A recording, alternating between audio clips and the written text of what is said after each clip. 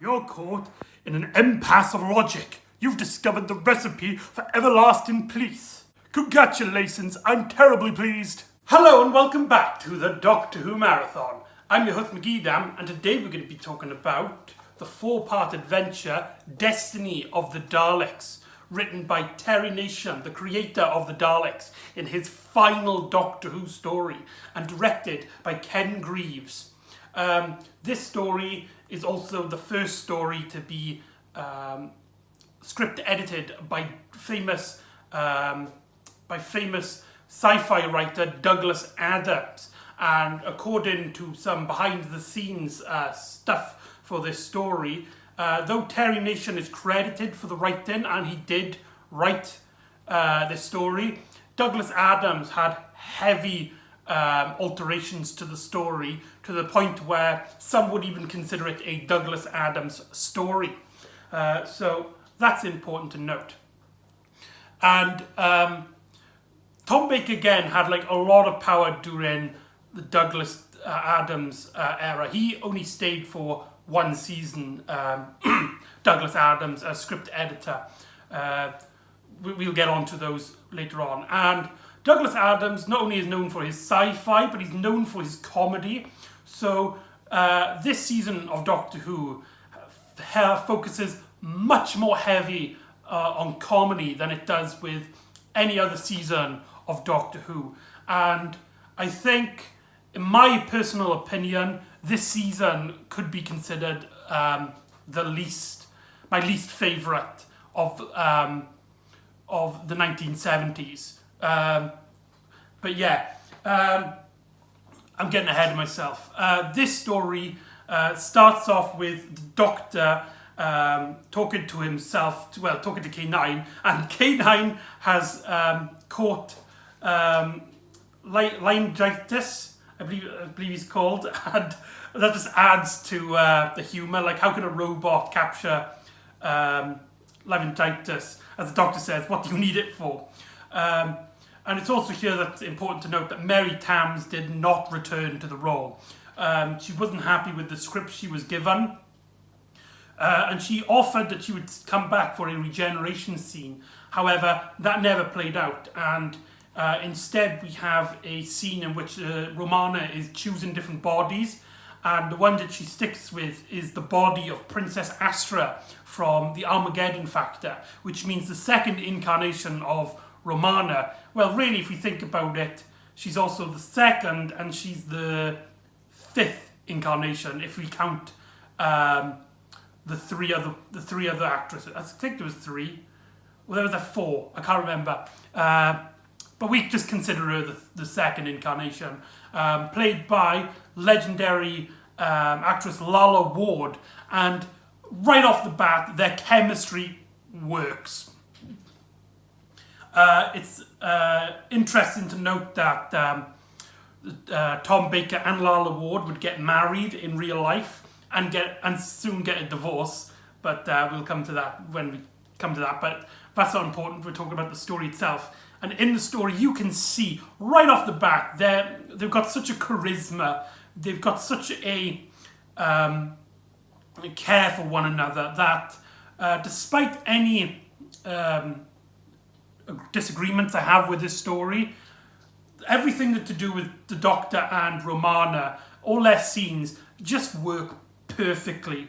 And so, after having the randomizer to try and stop the Black Garden, they arrive on a mysterious planet to which they go out onto the surface of this planet and try to discover what's going on. And here they find some slaves putting a body underneath some rocks because, as far as the Doctor's concerned, there's no mud or anything. So they bury their dead by just placing rocks on top of them. And they also discover a underground city to which rubble collapses and falls on the Doctor.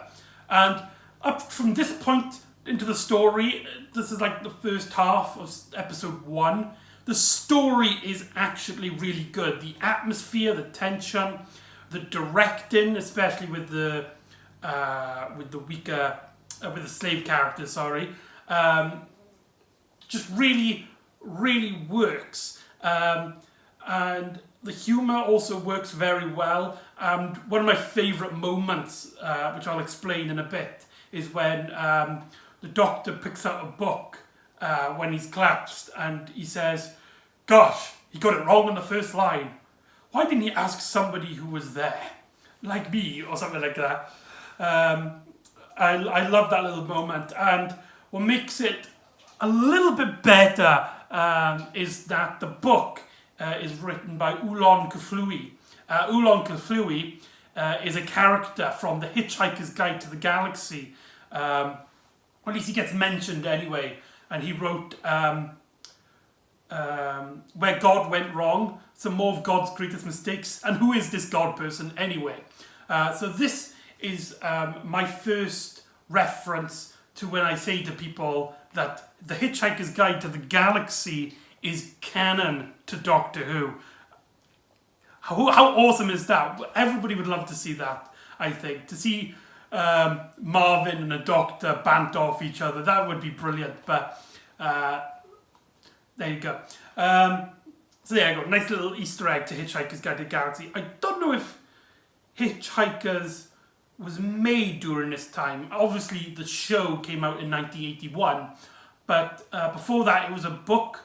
And before that, it was an audio drama, a 5-season audio drama, but like 2 of them are connected, 4 of them are connected, so it's actually a trilogy. So I don't know when they came out in regards to this story, but it's really cool to see a Hitchhiker's Guide to the Galaxy reference in a Doctor Who story, especially before the TV show even came out. However, the story takes a massive dip in quality when the Doctor is soon saved by this race called the McEdams. And wow, does the story drop. These characters are just plain bland. There's supposed to be a mystery about them, and they soon just tell the Doctor that they're on the planet Skaro, and the Doctor is like, "What are you doing on Skaro? I need to know." And we soon Romana gets is trying to look for the Doctor but can't find him, and she bumps into this man who tries following her, but she falls down a shaft and hears something in the wall, and when she comes out, bam, Daleks come out the wall. Now, hearing it like that, it sounds really cool, an introduction to the Daleks in which they just seem to smash out the wall and pin Romana out from the to the wall. But there's 2 main problems. One, the set and the Dalek props really are struggling in this story. You can see that the budget cut is evidence. This has actually had some of the biggest Doctor Who viewing figures, and it's also one of the most cheaply made Doctor Who's episodes, which you can see the budget is really pulling on this. Some of the Dalek pieces are like falling off, and every time they move, they have to jolt because the actors inside them need to like push the weight forward. And another thing is the writing. The Daleks aren't that threatening when, instead of using their famous exterminate, exterminate, exterminate, they say, halt, do not move, you are our prisoner. And there's just something about the Daleks here are just not as well written. I disagree with a lot of people on how badly they're written. A lot of people just dismiss these Daleks altogether.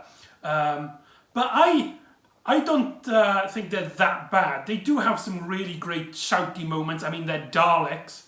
But because there's so much shouty moments, and some of the dialogue they get feels more like Dalek poetry, then the Daleks just don't feel that strong here.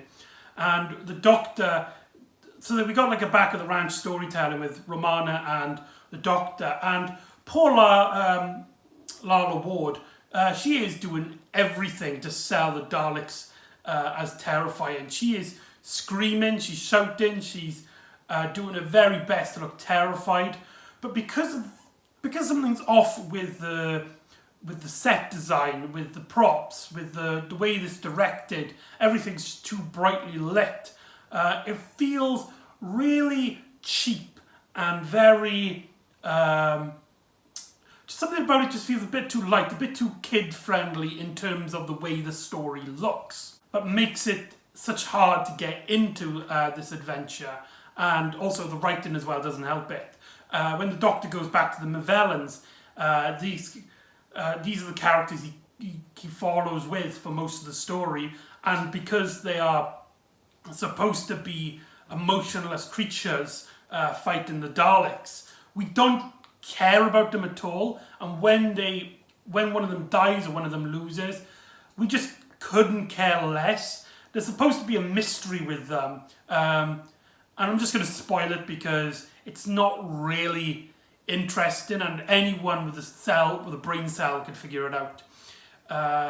Because in one scene, one of them dies, and they, instead of helping him, they block the Doctor off and say, it's our custom for nobody to see our dead, I hope you don't mind.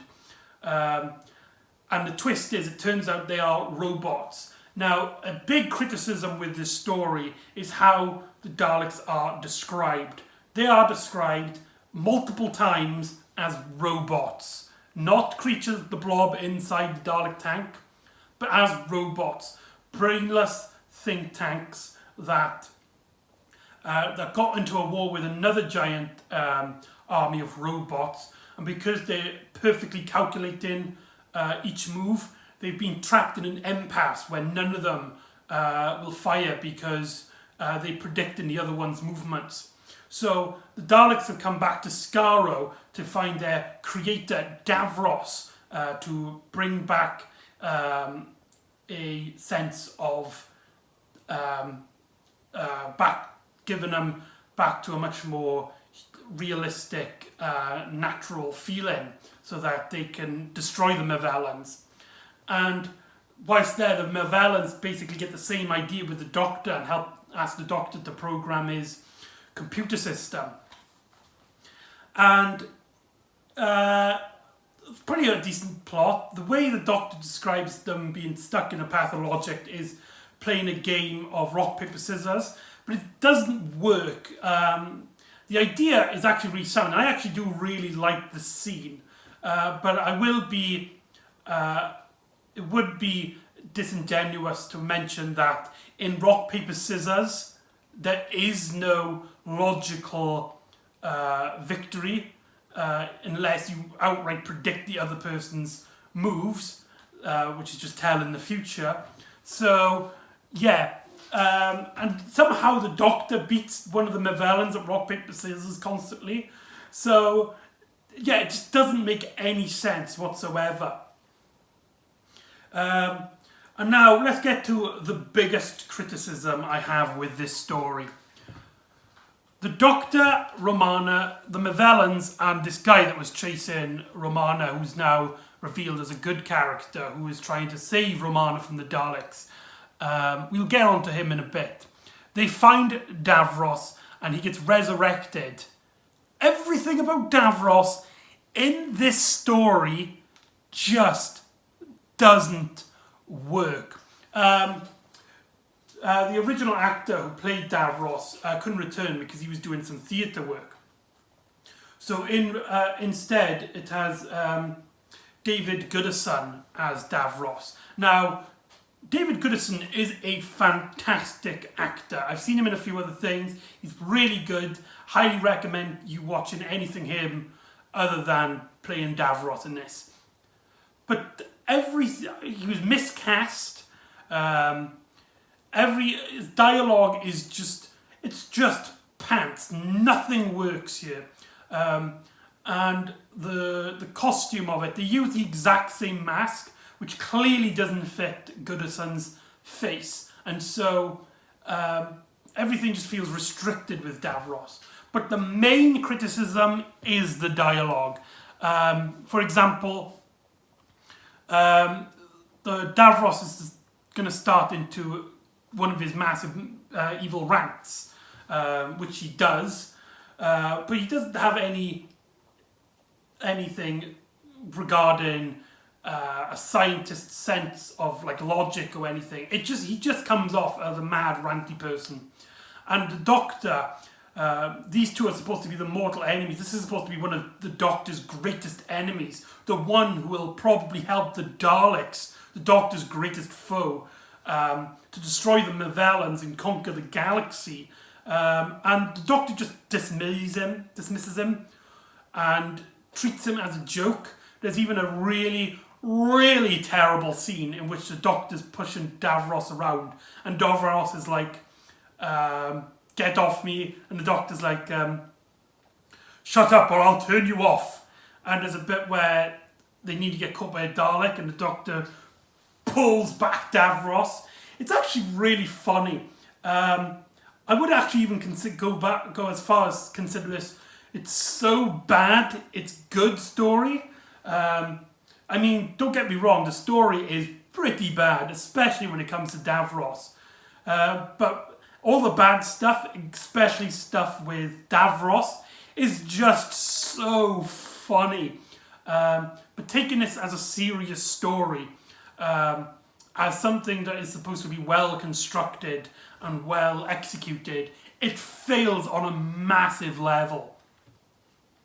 And so the Daleks, the Doctor basically has a Mexican standoff with one of the Daleks as he puts a grenade near Davros and says he's going to destroy Davros. And the Daleks' plan is that they take out some of the slaves and one by one shoot them to death until the Doctor gives in. That is just incredibly dark. And to have such a very dark, disturbing scene in this story, to have such a dark and disturbing scene in this story, it just feels really out of place. And what makes it even worse is the acting of the slaves. There are at least two of them that die smiling, and when the Daleks say they can go, you can see a few of them just giggling to themselves. Yeah, the acting on the citizens are the slaves, are really bad, and you can see they just did not care. And like I said, Davros is pretty weak in this story in terms of just everything to do with him. David Goodison is a fantastic actress. I just think he was miscast. You can clearly he had the idea of obviously Davros being connected to Hitler, but apart from really the shouty, just constantly shouting at people, nothing really comes off out of Davros in terms of performance-wise. And the Mavellans are just terribly casted or terribly written to the way where they are directed in a way that none of the actors could have gotten out a great performance. However, the Doctor, Tom Baker and Lala Ward get some great moments. It feels like this story was directed just for them and kind of doesn't care about anyone else. And this other character, I can't remember his name. He's the one that who finds Romana at the start of part 1 and helps the Doctor try to defeat the Daleks. Now, he's a really good actor in this story. He sells that he's kind of like a former leader who's kind of broken down because he's now been working as a slave for the Daleks. And you can see he's kind of beaten up, he's bruised, he's scarred mentally, and the way he's performed is very well handled. And what makes this performance just absolutely incredible from a behind the scenes point of view is that the actor is deaf. He could not hear a line, and he actually had some cues to help him say when his lines were. Some of them are actually caught on screen. One bit is actually one of my favourite bits, is when the Doctor is tapping him on the shoulder, which cues the character for his line. And stuff like that, just lovely charming moments like that, puts Destiny of the Daleks above more terrible story, which probably are in the same level as it. And yeah, and let's talk about Ken Graves' directing. Everything is a bit too bright, as I've already performed, but there are a lot of whooshing camera angles, and that makes the story feel a lot more cinematic than it should do. I believe it's the first Doctor Who story to have the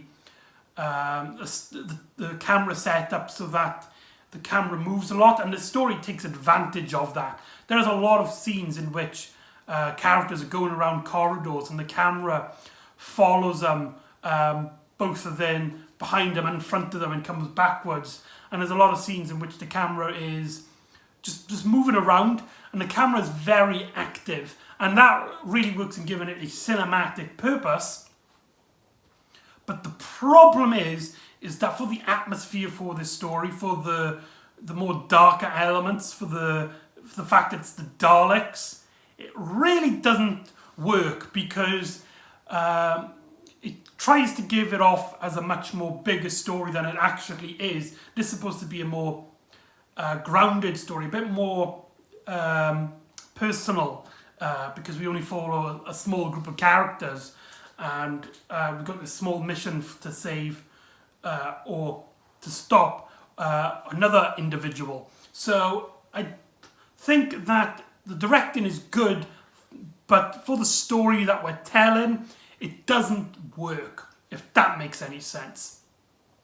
There's also some just really terribly planned out scenes. A great example is when Romana and the guy I've been mentioning, they get caught up in the corner by a Dalek, and they're hiding from him, and this character then climbs up a mountain, and just the eye line of the characters and the shots that have been taking place really confuses the audience, because nothing matches up. It seems like the Daleks should see our characters as if they're only like that far away from each other, and Romana seems to change her eye line constantly to accommodate each of the characters, and it just doesn't add up.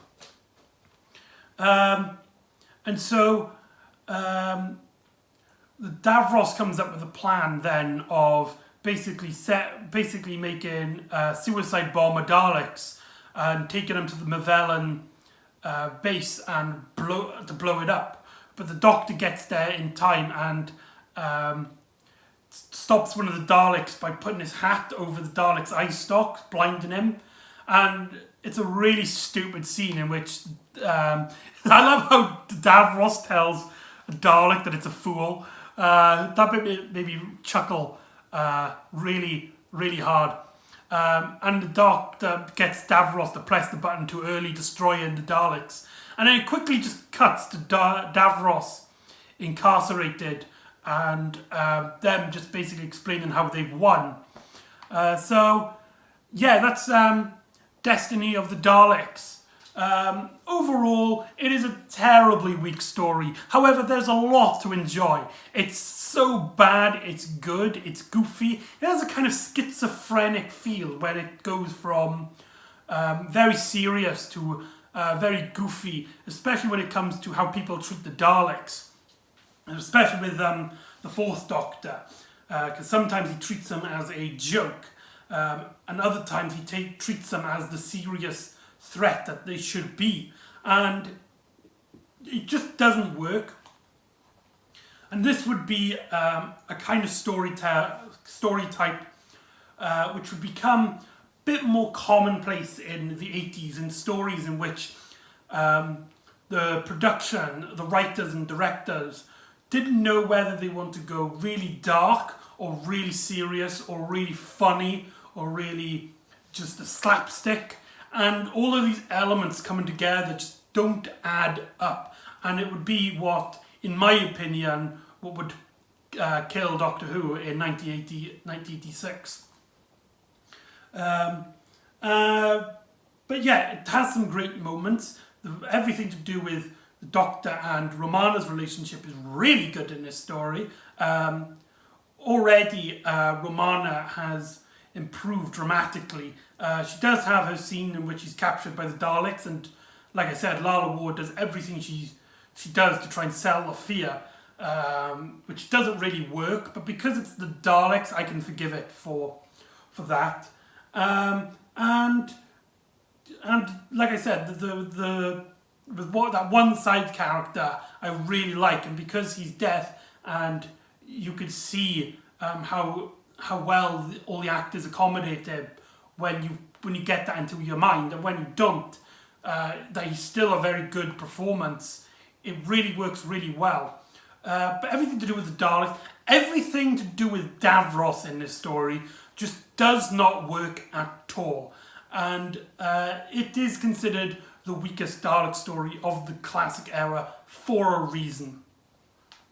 So there you go, that's Destiny of the Daleks. So join me next time where the Doctor and Romana land in Paris, in modern day Paris. They meet one of the greatest side characters of classic Who, Duggan, and they uncover a bunch of Mona Lisas. So join me next time for The City of Death. See you next time on the Doctor Who Marathon. Ta-da!